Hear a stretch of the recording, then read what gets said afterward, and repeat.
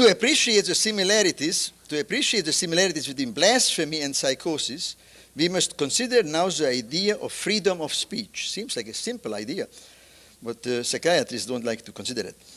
Commentators on First Amendment freedoms often cite one of Justice Oliver Wendell Holmes's striking phrases to illustrate what this principle ought to mean.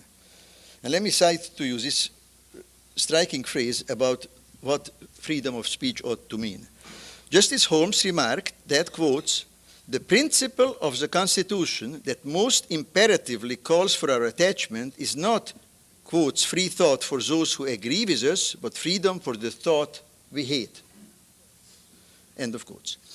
Here then is a little list, which I made up for this occasion, of the typical utterances that people hated and for which those who uttered them were denounced as heretics in the past, and which people hate now and for which they are now diagnosed as psychotic. Quotes: "Jesus is the Son of Man, not of God. My life is worthless. I'm going to kill myself." Number 3, "My human rights are being violated by the secret police."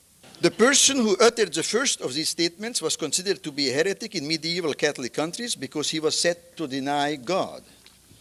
The person who utters the second or third statement is considered to be a psychotic in the US or USSR, respectively, because he's said to deny reality. Obviously, the secret police is only protecting him. and since the American motto is keep smiling, obviously, if you are depressed and want to kill yourself, we better lock you up.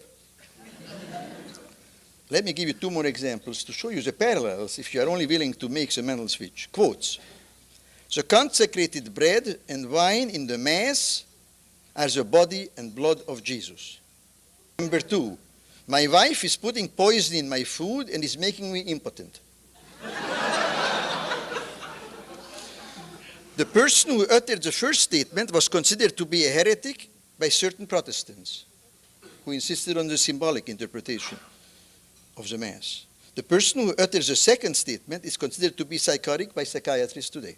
Ladies and gentlemen, I think it is false and foolish to try to dismiss such cases as merely instances of religious or psychiatric intolerance or abuse. I am pointing to what I think is the essence of religion and psychiatry.